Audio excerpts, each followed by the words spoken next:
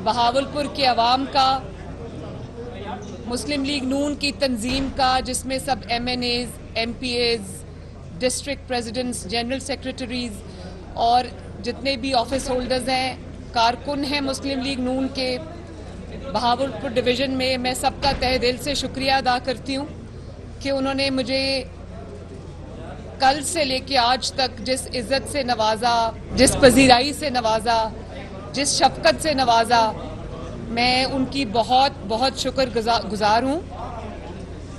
और मेरी सुबह से अभी तक मेरी सारे MNA से भी मुलाकात हुई, MPA से भी मुलाकात हुई, ऑफिस होल्डर से भी मुलाकात हुई, टिकट होल्डर से भी मुलाकात हुई और मुझे बहुत उनसे सैर हासिल गुफ्तगू करने का मौका मिला। मैंने उनके जो उनकी सजेशंस थी उनको नोट किया, उनको सुना और उनकी बात सुनी।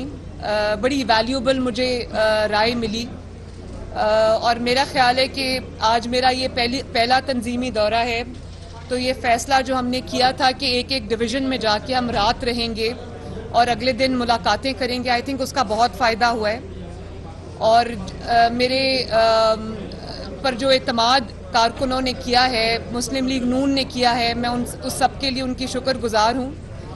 लेकिन मैं जिस तरह एक कारकुन की तरह आज मुझे काम करके, इंटरैक्ट करके जो मुझे आज तसल्ली हुई है, मैं उसको अल्फाज में बयान नहीं कर सकती।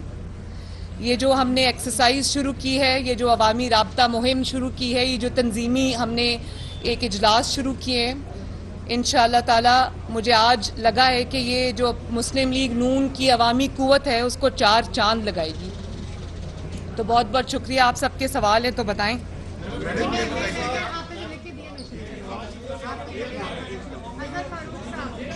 ये नवाज शरीफ साहब इंशाअल्लाह ताला बहुत जल्दी आएंगे और आने की तैयारी कर रहे हैं। जब तक उनकी कोई जहाज़ की बुकिंग नहीं हो जाती तब तक तो डेट फाइनल नहीं हो सकती, लेकिन मैं इतना ज़रूर बता सकती हूँ कि आने वाले चंद हफ्तों में इंशाअल्लाह वो पाकिस्तान आएंगे। मेरा सवाल आपसे है कि सानिया पेशावर में आपके सामने ही है कि बहुत बड़ा जानी नुकसान हमें उठाना पड़ा है।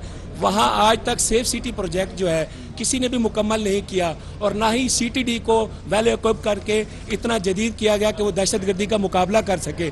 इतने बड़े जानी नुकसान का आप किसको जिम्मेदार समझते हैं और कौन इन सारे अहम इशूज़ पर तवज्जो देगा? देखिए, ये दोनों इशूज़ जिनके ऊपर आपने बात की है ये सूबाई हुकूमत से रिलेटेड हैं। पंजाब में अगर लाहौर को सेफ सिटी बनाया गया तो उस वक्त की सूबाई हुकूमत और चीफ मिनिस्टर मियां शहबाज शरीफ साहब ने बनाया, और CTD अगर पंजाब में मजबूत हुई या इस्टेब्लिश हुई तो वो भी उसी वक्त हुई।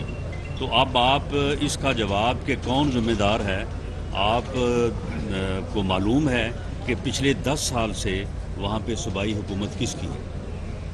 अमजद अवान साहब जी, बात कर इलेक्शन में ताखीर, क्या नून लीग भी इमरान खान की तरह एंटी एस्टेब्लिशमेंट बयानियां लेकर इलेक्शन में जाना चाहती है? इस हवाले से बता दें। देखिए, नून लीग सिर्फ हकायक के ऊपर बेस करके बात करेगी। नून लीग वो घड़ी चोर की तरह नहीं है जो जब उंगली पकड़नी थी, बैसाखी का सहारा चाहिए था, वज़ीर आज़म के ऑफिस तक पहुंचना था, तो वो इस्टेब्लिशमेंट के तारीफ़ों के ढेर लगा दिए और फिर जब 4 साल हुकूमत रही तो दिन रात हमें उन्हीं लोगों की तारीफ़ें सुनने को मिलती थीं, और जब इक़्तिदार से बाहर आए, कुर्सी गई, तो वो इस्टेब्लिशमेंट के लिए वो मोहब्बत भी उनकी चली गई और उस पर तनकीद भी शुरू हो गई। मुस्लिम लीग नून का पहले दिन से कोई जो मौक़िफ़ है वो हक़ाइक़ पर बेस्ड है। मुस्लिम लीग नून का पहले दिन से जो मौक़िफ़ है वो असूलों पर बेस्ड है और हमारी किसी से कोई ना ज़ाती झगड़ा है, ना ज़ाती कोई अनाद है। इश्यूज़ पे बेस्ड बात होती है, वो अब भी होगी। मुस्लिम लीग नून जो हक़ाइक़ आज बता रही है या बताएगी, पूरी दुनिया उसकी गवाही देती है, उसमें कोई झूठ नहीं है। जो भी बात करनी पड़ेगी वो करेंगे, लेकिन जो हमारा बयानिया है वो बिल्कुल हक़ाइक़ पर मबनी है, जिसको कौम ने पिछले 4-5 साल में अपनी आंखों से विटनेस किया। जी, चौधरी सलीम साहब जी। जी मैम, ये बताइएगा कि आपने जब एंटी एस्टेब्लिशमेंट बयानिए पे नवाज शरीफ साहब को मुल्क से निकाल दिया गया, वज़ीर आज़म हाउस से निकाल दिया गया और आपकी आला क़यादत को पाबंद सलासिल किया गया, तो एक मीडिया ही था जो आपकी आवाज़ बन रहा था और आपके साथ ठहरा था। और उस टाइम इमरान खान के दौर में मीडिया के ख़िलाफ़ मुकदमात और गिरफ्तारियाँ और चैनल्स को बंद किया जाता था, तो आप आवाज़ उठाती थी। लेकिन अब आपकी गवर्नमेंट आई है तो अब भी वही सिलसिला चल रहा है कि गद्दारी के मुकदमात हो रहे हैं मीडिया मालकान पे, मीडिया चैनल्स पे सहाफ़ियों को गिरफ़्तार किया जा रहा है। इमरान रियाज को कल गिरफ़्तार कर लिया गया है। बड़ा अच्छा सवाल पूछा आपने। मैं सहाफ़ियों के साथ आज भी खड़ी हूँ, मैं फ्रीडम ऑफ स्पीच के साथ आज भी खड़ी हूँ। मुझे जो कलम है उसकी ताकत का अंदाज़ा है और मैं फ्री स्पीच को आज भी सपोर्ट करती हूँ। लेकिन कुछ सहाफ़ी जो सहाफ़ियों का जिन्होंने लिबादा ओढ़ा हुआ है और वो उनकी एक जमात के साथ पूरी अफिलिएशन है, और कुछ चैनल्स जिनमें ARY सरे फहरिस्त है, अगर वो झूठ को, प्रोपेगेंडा को झूठ बोलने वाली मशीन के तौर पे वो सामने आएगा तो उसके बारे में फिर बात तो होगी। और उसके मालिकान जो करते रहे हैं, अगर वो सहाफ़त के गाब में अगर वो ये सब कुछ करेंगे तो वो बोलना मेरा हक है, उन हक़ाइक़ को आवाम के सामने लाना हमारा हक है और उनको एक्सपोज करना हमारा हक है। बाकी सहाफ़ी बरादरी के साथ मैं दिलो जान से खड़ी हूँ, खड़ी रहूँगी, इसमें मैं बिलीव करती हूँ। और जो आपके प्रिंसिपल्ड सहाफ़ी हैं जिनका काम सहाफ़त है, उनके साथ उनको कोई उंगली भी नहीं लगा सकता, अगर लगाएगा तो मैं उनके साथ खड़ी हूँ। अमीन अब्बासी साहब जी। अमीन अब्बासी साहब आगे आ जाइए, आगे आ जाइए। अस्सलाम वालेकुम मैडम। पेशावर में बहुत बड़ी दहशतगर्दी का वाक़या हुआ है, पूरी कौम परेशान है और रात को पेशावर KP गवर्नमेंट के तर्जमान ने कहा कि उनको पिछली गवर्नमेंट ने जो है वो पैसे नहीं दिए कि वो वहाँ पर जो है तमाम इंतज़ामात या सेफ सिटी प्रोजेक्ट मुकम्मल कर सकें। लोग दहशतगर्दी में मर रहे हैं, महंगाई बढ़ रही है, इस पे आप बताएं कि अवाम जो है उसके लिए आपका क्या पैगाम है? देखिए, जो वाक़या हुआ है 2 दिन पहले खैबर पख्तूनख्वा में, ये बड़ा अफसोसनाक वाक़या है। बहुत कीमती जानें हमने इसमें गंवाई हैं। लेकिन आपका जो सवाल है वो बड़ा वैलिड सवाल है और आपने ये कहा कि जो मैंने कल भी अपनी स्पीच में ये कहा था कि KPK में इस घड़ी चोर की हुकूमत 10 साल रही है। 10 साल में आज भी जो काउंटर टेररिज्म का ऑफिस है वो एक जो कराए की बिल्डिंग है उसमें है। सबसे ज़्यादा फंड्स मिलने के बावजूद जो काउंटर टेररिज्म फोर्स है वहाँ पर या पुलिस है वो ऑलमोस्ट निहत्ते हैं। उनके पास कोई पैराफर्नीलिया नहीं है, उनके पास कोई ऐसा इक्विपमेंट नहीं है कि हम अपनी लॉ इन्फोर्समेंट एजेंसीज जो हैं उनकी प्रॉपर जो है वो हिफाजत कर सकें। उसके बाद आपने जो ये बात की कि आप ये देखें कि जो फोरेंसिक लैब है वो पंजाब की इस्तेमाल करनी पड़ती है। 10 साल इनकी वहाँ पर हुकूमत रही है, तो ये यहाँ से ही पता चलता है कि वो उसको हुकूमत को किन मकासद के लिए इस्तेमाल किया जा रहा था। और फिर जिस तरह से आपने दहशत गर्दों के लिए दरवाजे खोले, अपनी सरहदें खोली, उनको अपना दोस्त करार दिया और जिनको आप अपने हाथ, आंखें या कान कहते थे उनको आपने अपने लिए इस्तेमाल किया। अगर वो स्टेट के लिए इस्तेमाल हुए होते तो वहाँ पर आज ये हालत ना होती। तो ये जो कमज़ोरी है उसको मानना पड़ेगा। ये लैप्स था, ये बहुत बड़ी एक आई थिंक एक बहुत बड़ी कमज़ोरी के तौर पे सामने आई है ये चीज़, जिसके नतीजे में हमें आज जो मुल्क अमन का गहवारा बन गया था, हम वापस जो है वो ये इस तरह के दिल दहला देने वाले वाक़यात जो हैं, जो अभी इतना बड़ा सानिया हुआ है। तो मेरी दुआ है कि अल्लाह ताला आने वाले वक्त में मुल्क को और अवाम को महफूज रखे। मुमताज़ न्याज़ी साहब जी, एक्सप्रेस। मैडम ये बताइए कि मुल्क इस वक्त शदीद मुश्किलात में है और सारे ही ये कह रहे हैं कि मुश्किल फैसले लिए जा रहे हैं, लेकिन सियासतदान, ब्यूरोक्रेट्स, जजेस, इस्टेब्लिशमेंट, ब्यूरोक्रेसी और बड़े आला अफसरान जो मराद याफ्ता तबका है उसके लिए मुश्किल फैसले नहीं लिए जा रहे। सारे मुश्किल फैसले अवाम के लिए ही क्यों लिए जा रहे हैं? उनकी मराद कब वापस होंगी? नहीं, मैं तो बिल्कुल आपके साथ इस चीज़ में हूँ कि सबसे जो आगे बढ़ के कुर्बानी देनी चाहिए वो हमें, हम सबको, जितने भी आपने जिन जिन का भी नाम लिया, जिन तबकात का नाम लिया, अगर अल्लाह ताला ने उनको नवाजा हुआ है तो उनको रजा कराना तौर पर भी आगे बढ़कर इस चीज़ में पहले पहल करनी चाहिए, और हुकूमत को भी चाहिए कि मसावात कायम करते हुए जो बोझ आजकल गरीब आवाम के ऊपर है उसको, इनको भी उसको पूरा उसका शेयर उठाना चाहिए। महमूद जहीर सर। मैं ये जानना चाहूँगा, एक तो कि आप दूसरा घर कहा जाता है भावलपुर, यहाँ पे आपको प्यार भी मिलता है, कल भी शेरनी के नारे लगे, आप खुश तो बहुत हुई होंगी। एक तो हम वेलकम करते हैं भावलपुर में आपको। दूसरा मैं ये चाहूँगा कि इकोनॉमिकली, जी मैं सवाल कर रहा हूँ, दूसरा मैं ये जानना चाहूँगा कि आप लोग, कल इत्तेजाज हसन ने कहा कि आप लोग इलेक्शन में जाने से घबरा रहे हैं और उसके लिए आप लोग इकोनॉमिक इमरजेंसी लगाने का सोच रहे हैं और प्रोलॉन्ग करने का सोच रहे हैं कि इलेक्शंस डिले हो, आप लोग डर रहे हैं, क्या वाकई ऐसा है? जो डर रहे हैं उनका डर आपको नजर आ रहा है, हम आपके सामने खड़े, हम आवाम में मौजूद हैं। 4 साल लोगों को पता है, मुझे इस बात की खुशी है कि लोगों को पता है कि अगर आज महंगाई है तो वो किसकी वजह से। आप देखें 4 साल ये घड़ी चोर की हुकूमत थी, तो इनमें से एक भी बंदा इंक्लूडिंग घड़ी चोर के अवाम में जाने के काबिल नहीं था। मैं जब से लंदन से आई हूँ मैं अवाम के साथ हूँ। उसका मतलब ये है कि लोगों को पता है कि IMF का मुआहदा कौन करके गया है, जिसके नतीजे में आज महंगाई हुई है। लोगों को पता है कि किसकी नालायकी और किसकी नाअहली ने 4 साल कौम को अजाब में जो मुब्तला किया, और आज जो इकॉनमी को, मईशत को जो मुश्किलात का सामना है वो किसकी वजह से। देखिए मईशत जो है वो कोई ऐसी चीज़ नहीं कि जिसको ओवरनाइट जो है वो आप बदल के रख दें। मईशत को जो धचका लगा है, जो उस पर खुदकुश हमला इस फितना खान ने किया है, उससे मईशत को बाहर आते हुए भी कई साल लग जाएंगे।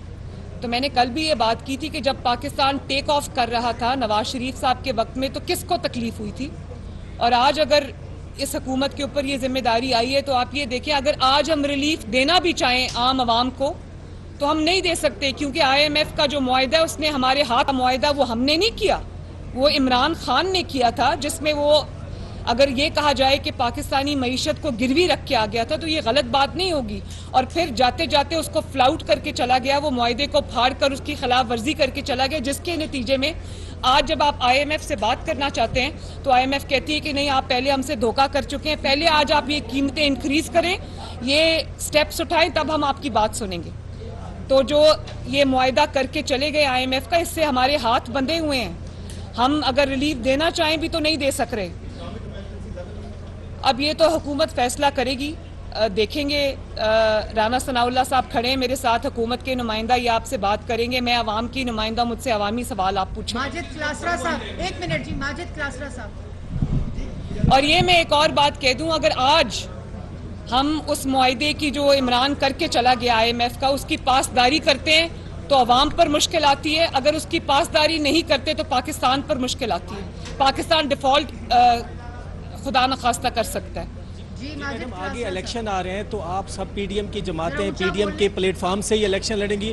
और दूसरा मैडम सवाल ये था कि इमरान खान की नाअहली का केस हाई कोर्ट में चल रहा है, जिस पर मुबीना बेटी का, तो जिसमें इमरान खान साहब की जानिब से कहा गया है कि मैं वो केस मेरे ऊपर बनता भी नहीं है, वो दरख्वास्त खारिज की जाए। मियाँ साहब को तनख्वाह ना लेने पर जब वो नाअहल किया गया था, इस पर क्या कहना चाहेंगे? मैं तो ये कहूँगी कि बड़ा आजकल ये शोर मचा रहे हैं कि इंतकाम मैं और मेरी हुकूमत, हम इंतकाम में बिलीव नहीं करते, लेकिन नवाज शरीफ को तो आपने नाकर्दा गुनाह की सज़ा देकर एक इकामा पर, एक वीज़ा पर, एक्सपायर्ड वीज़ा पर निकाल दिया।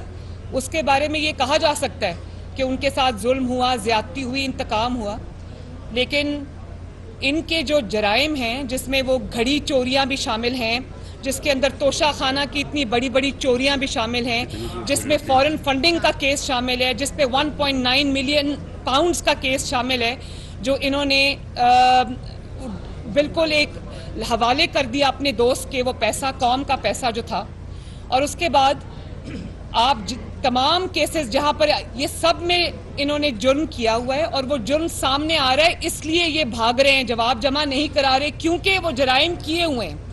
जब आपने जुर्म नहीं किया होता तो आप अपनी बेटी का हाथ पकड़कर 200 से ज़ायद पेशियां भुगतते हैं, हफ्ते में 5 दिन 6 दिन अदालत में मौजूद होते हैं, रोज़ाना की बुनियाद पर आपके केसेस सुने जाते हैं, और आप खड़े होते हैं अपने इंतकाम का सामना करने के लिए। लेकिन जब आपने चोरी की हो, जब आपने जुर्म किया हो तो आपका जवाब अदालत में ये जाता है कि ये अदालत की जुरिस्डिक्शन नहीं है, या मैं अब पब्लिक ऑफिस होल्डर नहीं हूं इसलिए मैं ये जवाब नहीं दूंगा। ये कोई जवाब नहीं है, ये जवाब है कि आपने जुर्म किया है। ये उसका एतराफ़ जुर्म है कि हाँ मैंने जुर्म किया, लेकिन मैं सबूत देने से डरता हूँ। और जो इंतकाम का रोना रोने वाले हैं ना, मैं उनको ये बता दूं कि आपको तो अभी तक किसी ने उंगली नहीं लगाई। आप इंतकाम का दावा नहीं कर सकते, आपके साथ किसी ने इंतकाम नहीं। आप पहले तो हमें तो कहा जाता है ना कि 8 महीने की हुकूमत है, ये हुकूमत 28 नवंबर के बाद शुरू हुई है। हमारी हुकूमत 28 नवंबर के बाद शुरू हुई, उससे पहले लाडली के सरपरस्त मौजूद थे। तो जब कानून अपनी हरकत में आएगा, जुर्म साबित होता है, हो रहा है, तो फिर आपको अंजाम उसका भुगतना पड़ेगा। ये नहीं होगा कि आप जुर्म आपने किया है, जुर्म का इतराफ आपने किया है और उसके बाद आप कानून से बचकर निकल जाएं सियासतदान की आड़ में। ये नहीं हो सकता।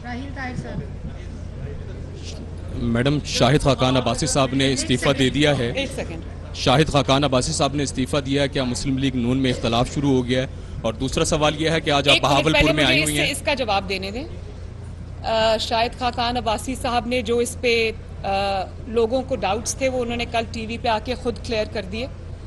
मैं शाहिद साहब के बारे में एक बात ज़रूर कहना चाहती हूँ कि शाहिद साहब हमारे मुस्लिम लीग नून के न सिर्फ नवाज शरीफ साहब के देरीना साथी हैं, ख़ानदानों से ये साथ चल रहा है, बल्कि वो हमारे फैमिली मेम्बर हैं, मेरे बड़े भाई हैं। और मैं रात को देख रही थी, वो कह रहे थे कि मरियम मेरी छोटी बहन है और मैं ये चाहता हूँ कि उसको ओपन फील्ड मिले ताकि वो अपना काम करे। तो मेरा ख्याल है कि मुझे उनकी सरपरस्ती में, उनकी गाइडेंस में, मैं अपने सीनियर्स की गाइडेंस में जितने भी पार्टी के ओहदेदारान हैं उनके साथ मिल के मुझे काम करना है। और बाकी मैं खुद जाके शाहिद साहब से मिलूंगी, इंशाल्लाह उनसे मिलूंगी, उनसे दिल की बातें हम करेंगे। लेकिन वो जो आप उसमें ढूंढ रहे हैं ना, या जो मुखालिफिन उसमें ढूंढ रहे हैं, वो खुशी उनको मिलने वाली नहीं है, क्योंकि शाहिद साहब एक बहुत बावफा और बासूल आदमी है। अंसारी साहब, आप आए हुए हैं, बहावलपुर की आवाम का देरीना मुतालबा है सूबा बहावलपुर की बहाली, इसके हवाले से क्या कहें? देखें, जो जनूबी पंजाब के साथ और बहावलपुर सूबा के साथ जो तारीख का बदतरीन फ्रॉड हुआ था 2018 के अंदर, जब जनूबी महाज का एक वो कायम किया गया था, मुस्लिम लीग नून के इलेक्टेबल्स, मुस्लिम लीग नून के टिकट होल्डर्स को तोड़ के एक जनूबी महाज बनाया गया था। और हमें पता है वो किसने बनाया था, और उसमें इमरान को मेजॉरिटी दिलाने के लिए वो पूरा एक ग्रुप इकट्ठा किया था। तो आप ये देखें, 4 साल ये हुकूमत में रहे हैं, वो जो दावे जनूबी पंजाब के किए थे, बहावलपुर सूबे के किए थे, वो उनकी हकीकत पूरी दुनिया के सामने आ गई कि वो सिर्फ एक इलेक्शन का ढोंग था। जहाँ तक मुस्लिम लीग नून की बात है, तो उसके लिए जो आईनी रिक्वायरमेंट होती है कि पंजाब असेंबली उसका जो है वो बिल पास करती है, वो हमने किया, दोनों का, जनूबी जो साउथ पंजाब का भी और बहावलपुर सूबे का भी रेजोल्यूशन जो है वो पास किया।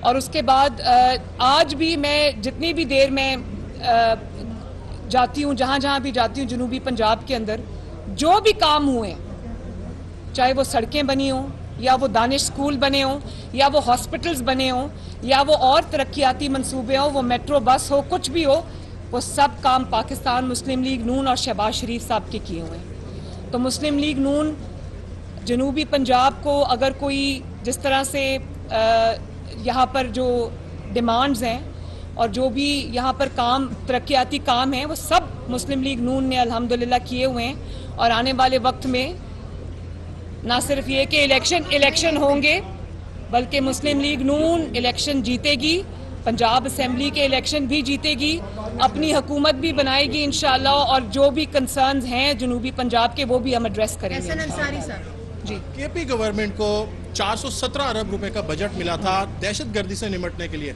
कहाँ गया कुछ पता नहीं। उसके ऊपर क्या कोई आगे इंक्वायरी होगी भी या अभी नहीं होगी, उसका क्या होगा? दूसरा, आप मियाँ साहब को कोई शेड्यूल तय हुआ पाकिस्तान आने का, कब देख रही हैं और इलेक्शन कब होता देख रही हैं पाकिस्तान? जो मियाँ साहब के आने का जवाब है वो मैं दे चुकी हूँ। इलेक्शन जब भी होगा, चाहे वो 3 माह में हो, जब भी होगा, हमने आज से अपनी तैयारी शुरू कर दी है अल्हम्दुलिल्लाह। इलेक्शन, जो लोग ये समझ रहे हैं कि हम इलेक्शन में जाने से घबरा रहे हैं, वो सब अपने अपने कमरों में बैठ के ये स्टेटमेंट्स दे रहे हैं। मुस्लिम लीग नून मैदान में आ चुकी है। इंशाल्लाह ताला इलेक्शन होंगे, मुस्लिम लीग नून इलेक्शन जीतेगी और इन फितनों को उठा के मैदान से बाहर फेंकेगी और वापस जहां से तरक्की का रास्ता, जो तरक्की का सफ़र टूटा था, उसको दोबारा से जोड़ेगी। आपने KPK की बात की, कल वज़ीर आज़म ने इसके ऊपर बड़ी डिटेल्ड प्रेस कॉन्फ्रेंस की है कि इतने बड़े फंड्स जो हैं वो PTI की हुकूमत को, KPK को मिले हैं, जहां इस्तेमाल होने थे वहां इस्तेमाल नहीं हुए। जो लॉ इन्फोर्समेंट एजेंसीज़ हैं जिसमें पुलिस भी शामिल है, वो सब आज भी जो रिक्वायरमेंट्स हैं उनके बगैर हैं। तो वो फंड्स कहाँ गए, बिल्कुल इसकी होनी चाहिए, लेकिन हमें पता है वो फंड्स कहाँ गए। जी सवाल जी, अदालत के हवाले से मैं बात करूंगा कि शेख रशीद साहब पर जो मुकदमात दर्ज हो रहे हैं, उनका इल्ज़ाम ये है कि राना सनाउल्लाह साहब जो करवा रहे हैं वही करवा रहे हैं। तो क्या आप समझती हैं कि हुकूमत अदालती हुक्म के बावजूद शेख रशीद साहब पर मुकदमात दर्ज होना क्या कानून के अमल दरामद होने पर फुकदान नहीं हो? इसका मैं 2 लाइनों में जवाब देती हूँ, फिर राना साहब बात कर सकते हैं, वो रेलिवेंट हैं। मैं जनरल बात करूँगी।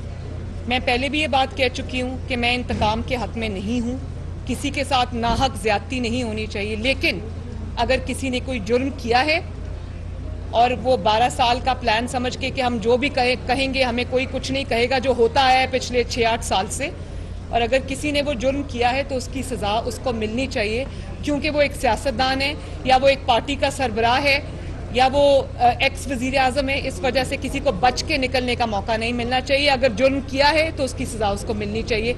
नाहक किसी को पकड़ने के हक़ में मैं नहीं हूँ। राना साहब, आप कुछ कहना चाहेंगे? आखिरी सवाल प्लीज़।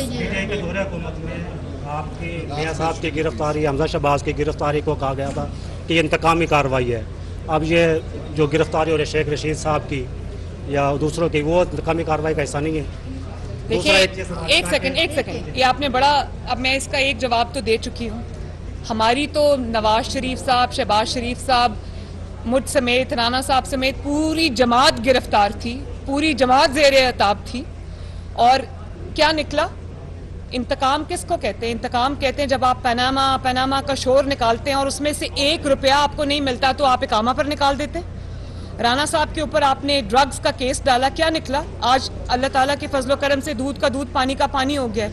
मुझे जिस तरह से जो मेरे पे इल्ज़ाम लगाया गया, इस्लामाबाद हाई कोर्ट ने जिस तरह से उस केस की, झूठे केस की धज्जियां उड़ा के रख दी, वो सारी कौम के सामने। एहसन इकबाल साहब का केस हो, शाहिद खान अब्बासी साहब का केस हो, शहबाज शरीफ साहब के केसेस हो, सब की जो उसके पीछे इंतकाम था वो सबके सामने। अब आप मुझे ये बताएं कि अगर इमरान खान को अपने जो ये तोशाखाना चोरी है इस पे सज़ा मिलती तो आप इसको इंतकाम कहेंगे? अगर उसको फॉरेन फंडिंग में सज़ा मिलती है जिसके सबूत पूरी दुनिया के सामने, आप इसको इंतकाम कहेंगे? अब जो इस्लामाबाद हाई कोर्ट में उनका केस चल रहा है, उनकी साहबजादी का जो केस चल रहा है, वो पूरी दुनिया को पता है, उसको आप इंतकाम कहेंगे? झूठ अगर आपने बोला है, अगर आपने कोई कुछ किया है तो वो तो सामने आएगा ना, आपको फेस करना पड़ेगा। उसको इंतकाम नहीं कहते, उसको एहतसाब कहते हैं। और एक और बात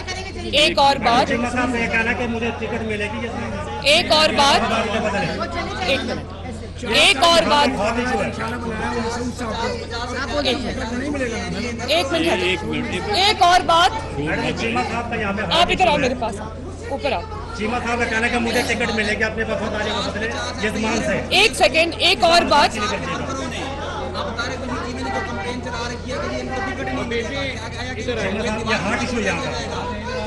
देखो मेरी बात सुनो। ये सुबह से ड्रामा कर रही है। नहीं, एक और बात, आप अगर खड़े होकर आप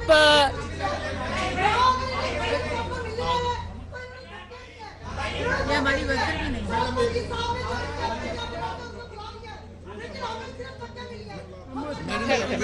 इधर आओ। अच्छा ऊपर आ जाए, इधर आ जाए। रेहाना मुंशी, रेहाना बाजी, मैडम रेहाना इसका नाम। आपको मैडम बुला रही है, ऊपर है।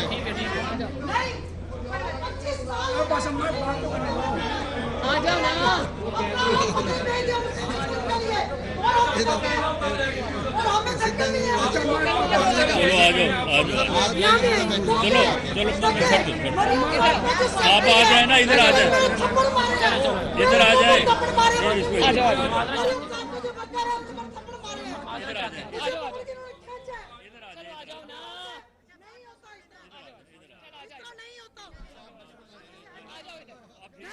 नहीं होता। मैं मुस्लिम लीग नून की पुरानी वर्कर हूँ, मुझे 25 साल हो गए हैं और इन्होंने मुझे धक्के दिए हैं। मुस्लिम लीग नून की सीनियर नायब सदर और chief organiser Maryam Nawaz media से गुफ्तगू कर रही हैं। उन्होंने कहा कि बहावलपुर की आवाम का और तंजीम का और मुस्लिम लीग नून के कारकुनान का शुक्रिया अदा करती हूँ। बेहद पज़िराई मिली है, जो शफकत और जो मोहब्बत बहावलपुर से मिली है उसके लिए इंतहाई शुक्रगुजार हूँ। तमाम ओहदेदारों से सेर हासिल गुफ्तगू हुई है। हमारा ये फैसला कि एक एक डिवीजन में जाएंगे बहुत अच्छा फैसला रहा। रहनुमाओं और कारकुनान की तजावीज़ ली हैं। अवामी राब्ता मुहिम मुस्लिम लीग नून की कुव्वत में इजाफा करेगी। मुस्लिम लीग नून की सीनियर नायब सदर और chief organiser Maryam Nawaz media से गुफ्तगू कर रही हैं। एक सवाल के जवाब में उन्होंने कहा कि नून लीग हकाइक पर मबनी बात करेगी, वो बात करेगी जो सच हो। मुस्लिम लीग नून उसूलों पर मबनी एक जमात है, हमारा किसी के साथ कोई झगड़ा नहीं है। उन्होंने कहा कि इमरान खान उंगली पकड़कर इक्तदार में आया, मजे लेता रहा और जब इक्तदार से चला गया तो तनकीद करने लगा। ये वतीरा नहीं है। एक और सवाल के जवाब में उनका कहना था कि पेशावर का सानहा इंतहाई अफसोसनाक है, मगर खैबर पख्तूनख्वा की जो पुलिस है उनके पास वसाइल की बेहद कमी है।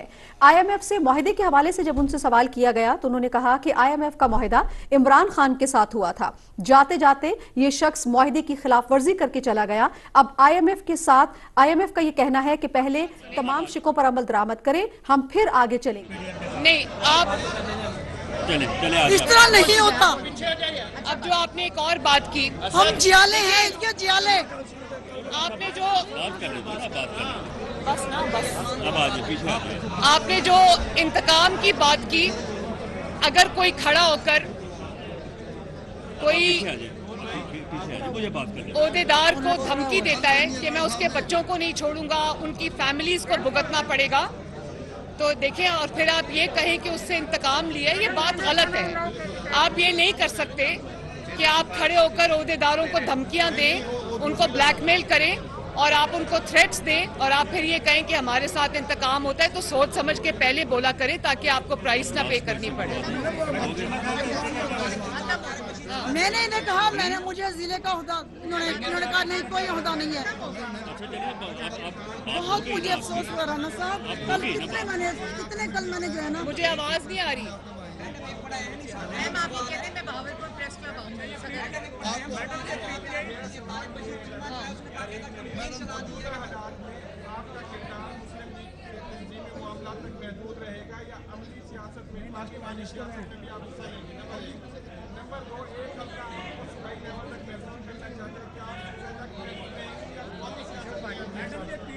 देखिए, जो तंजीमी मामलात हैं और जो अमली सियासत है, मैं तो इसके अंदर तफरीक नहीं करती।